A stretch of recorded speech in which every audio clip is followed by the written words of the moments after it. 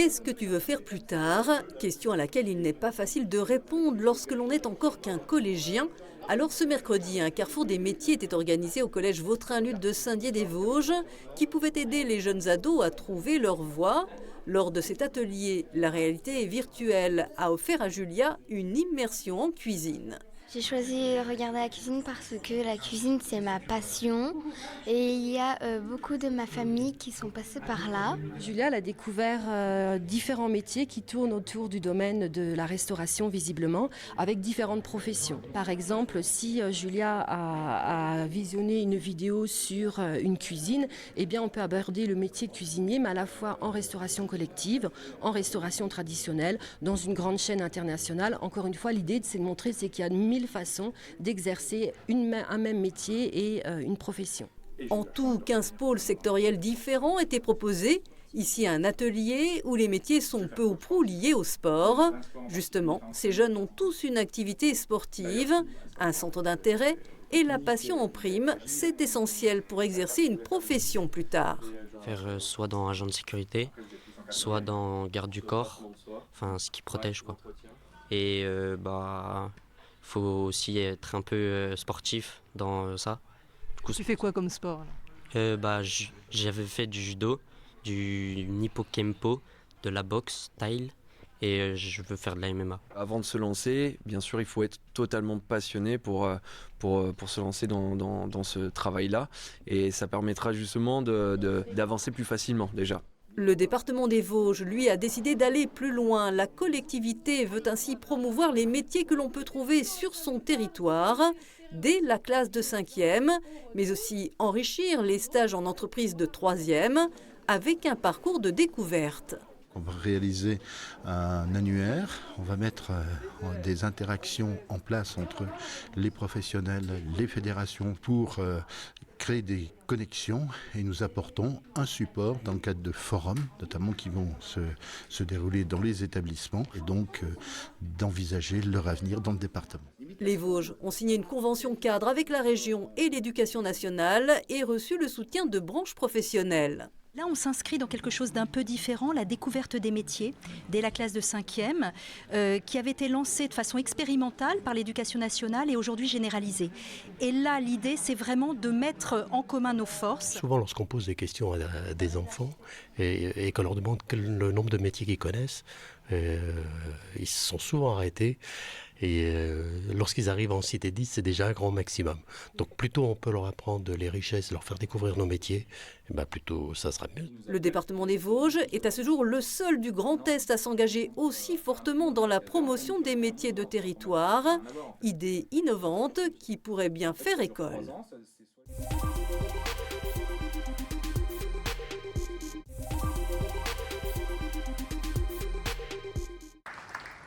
7 ans et des milliers de kilomètres de très haut débit après son lancement, Moselle Fibre a raccordé son 100 millième foyer. Le réseau départemental, en partenariat avec 14 intercommunalités, arrose plus de 500 communes. À l'occasion de ce palier symbolique, une grande cérémonie a eu lieu avec les partenaires et les élus. Nous sommes le premier département en déploiement puisqu'on est à 97% du réseau qui est complètement déployé et c'est 65% des familles mosellanes qui bénéficient aujourd'hui du très haut débit et du numérique. On ne peut plus vivre sans numérique. Et donc c'est une infrastructure qui crée à la fois de l'excellence, qui crée de la performance, et c'est la raison pour laquelle on l'a mis et on l'a rattaché au sport. Aujourd'hui, toutes les familles mosellanes peuvent bénéficier du numérique de très haute qualité, de très haute gamme. Un panel sportif de renom était invité pour cette soirée, l'occasion de faire le parallèle entre la performance numérique et sportive. C'est pour ça qu'on s'entraîne, qu'on met beaucoup d'investissements, notamment au niveau de l'entraînement, l'exigence qu'on va mettre aussi au quotidien pour arriver à atteindre cette performance, le jour de compétition, le jour de match. Il y a beaucoup de travail en amont, beaucoup d'heures passées en salle de musculation, à répéter des gammes sur le terrain et avec ses coéquipiers et derrière arriver à reproduire ça en match. Moselle Fibre, premier réseau du Grand Est en taux de pénétration et de couverture, ne compte pas s'arrêter là. La suite, effectivement, c'est encore de la performance. Comme l'ont dit d'ailleurs les sportifs, le plus dur, c'est de rester au haut niveau. Et donc, c'est ce qu'on veut faire. Et la suite, ça va être Donc pour Moselle Fibre, l'accompagnement des collectivités dans les nouveaux outils numériques et dans toutes les thématiques numériques, parce que c'est quelque chose qui est maintenant indispensable pour les collectivités. Les invités ont ensuite pu rencontrer et échanger avec les 4 opérateurs Internet, mais aussi les sportifs. En 4 ans, 140 millions d'euros ont été investis avec 200 emplois mobilisés.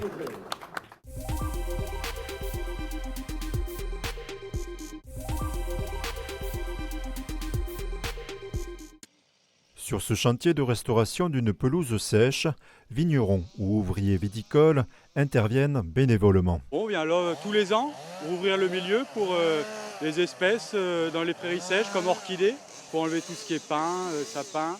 La vingtaine de bénévoles de ce chantier nature a été mobilisée par l'association Aster Alba. Celle-ci a pour but de valoriser la biodiversité de la Côte des Bars via des livres, des conférences et ce type de chantier. Elle est née il y a près de 5 ans à l'initiative de plusieurs vignerons, un technicien viticole et des naturalistes. Il y a une cohérence surtout avec le travail de la vigne qu'on essaye de faire de plus en plus respectueux du vivant. Et on entend toutes les problématiques autour du réchauffement, autour de la biodiversité qui s'effondre. Et on s'est rendu compte qu'au plus près de chez nous, il y avait aussi des actions à mener. Du coup, avec l'asso, on a fait un partenariat avec le conservatoire. Qui, quand on est sollicité par eux, on essaie de mettre en œuvre le matériel et les gens autour pour réaliser les chantiers. Ici, l'action consiste à stopper l'invasion naturelle des pins sur une zone de pelouse sèche. Qui sont vraiment en grand déclin depuis une cinquantaine d'années. Je pense qu'on a perdu plus de 90%, si je ne dis pas de bêtises, sur la Champagne-Ardenne. C'est un milieu très particulier parce qu'en fait c'est un milieu très très pauvre où en fait il y a très peu de sol et on va très rapidement être sur la roche-mère. Et donc c'est un milieu qui va très rapidement sécher quand il pleut, où il va faire chaud l'été. Donc ça va être des espèces de plantes comme l'anémone pulsatile, ça va être des espèces de papillons qui vont aller avec ces plantes, ça va être des reptiles comme le lézard vert, ça va être des oiseaux. Par exemple la louette lulu, qu'on va retrouver vraiment spécifiquement sur ce type de milieu. Si on laisse la nature faire, ça va se refermer, c'est une dynamique naturelle, c'est ce qu'on voit, c'est que finalement il y a des grands pins qui vont semer des petits pins, qui vont pousser, qui vont finir par tout recouvrir. C'est pour ça qu'on intervient et qu'on les coupe. L'action consiste également à nouer des partenariats avec des éleveurs pour entretenir ces pelouses sèches, autrefois broutées par des moutons et des bovins. C'est un peu en train de revenir, il y a quelques nouveaux bergers qui sont dans le secteur, à qui on fait appel. Parfois dans le vignoble, parfois aussi pour gérer ces sites comme ça. On travaille avec des éleveurs locaux, donc le pâturage bovin se fait avec un éleveur d'hérissets, le pâturage ovin caprin se fait avec une éleveuse qui est juste à côté, à 5 km je pense, qui va permettre d'éviter que la repousse soit trop rapide. Donc lui, il faudra revenir de temps en temps, mais pas forcément tous les ans. Le but c'est d'espacer le plus possible et nous, moins on intervient, plus on est content, c'est qu'on a bien fait le travail. À l'issue de ce chantier, le bois sera valorisé.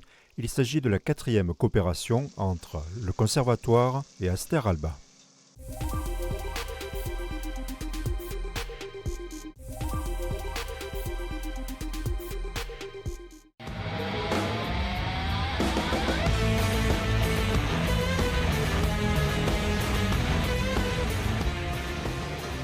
Pas de Mario, Luigi et consorts en vue, et pourtant on s'y croirait. Ici, les bananes et champignons sont remplacés par des projections dites gobo, représentant lapins, carottes et autres images décalées qui apportent bonus ou malus. Immersion dans un nouveau lieu de loisirs spinalien, le e-drift.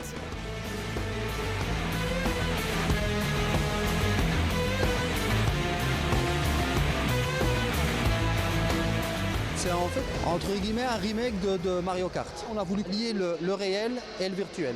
Donc ici, logiquement, en Belgique, ce genre d'activité fonctionne, mais tout en projection. Et nous, comme je dis, on a voulu vraiment mettre le réel pour que les gens ne se retrouvent pas comme s'ils étaient devant leur console. Il faut vraiment qu'il y ait un peu de choc. D'ailleurs, vous voyez bien, les gens s'amusent en fonçant dans les barrières et tout. Et donc, on est les premiers en France à faire ce genre d'activité. La piste est ouverte depuis le début du mois d'octobre et semble avoir déjà trouvé son public.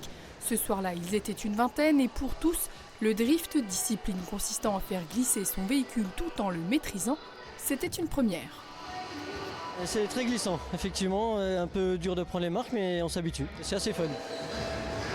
C'est vraiment, je pensais que ça glissait vraiment, mais à force, on arrive à maîtriser l'engin. Mais non, franchement, c'est à faire, c'est vraiment rigolo. Il faut choper les lapins pour aller plus vite, ou alors si on tombe sur une tête de mort, ça va nous faire ralentir.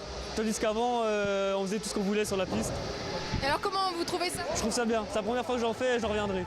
Et pour la vitesse 20 km/h maximum, en fonction du niveau, les trikes électriques, ces tricycles équipés d'une roue de BMX à l'avant et de 2 roues de karting à l'arrière, sont bridés pour être maîtrisés par leurs utilisateurs. Et à côté de l'aspect loisir, les gérants se projettent un peu plus loin. On voudrait que des cours de sécurité routière viennent ici un petit peu pratiquer, parce que franchement, maîtriser un véhicule comme ça qui glisse, moi je trouve, on pense et on en est convaincu que c'est un bien pour plus tard, pour quelqu'un qui va conduire une voiture. Parmi les autres projets, la création d'une franchise pour créer un réseau en France. En attendant, pour en profiter dans les Vosges, comptez une vingtaine d'euros.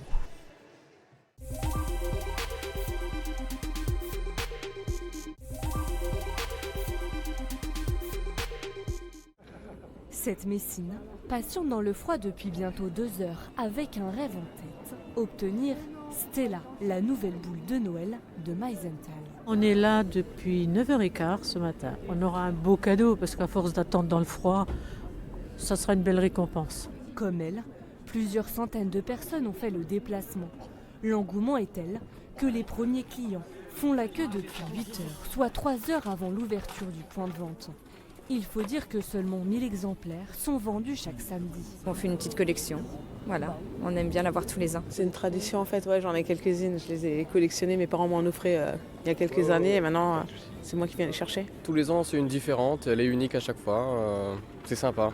Après c'est avec moi, c'est pas mon truc mais comme c'est pour un cadeau, on est là. Alors après plus de 30 minutes d'attente, certains touchent enfin du doigt le précieux sésame. J'ai pris la bleue, la rouge et la verte. Et ça valait le coup d'attendre pour venir les récupérer ? Pour mes parents, oui. Pour moi, je sais pas, mais ça leur fait plaisir. Donc j'ai fait l'attente depuis 9h. J'y tenais beaucoup parce que je vais aller à l'étranger, au Canada, et je voulais leur offrir en cadeau une spécialité de chez nous, quoi. Pour ceux qui ont raté l'occasion, vous avez encore une dernière chance de vous procurer cette boule Made in Moselle. Le chalet de Noël, qualité MOSL, ouvre ses portes samedi à partir de 11h jusqu'à l'épuisement du stock.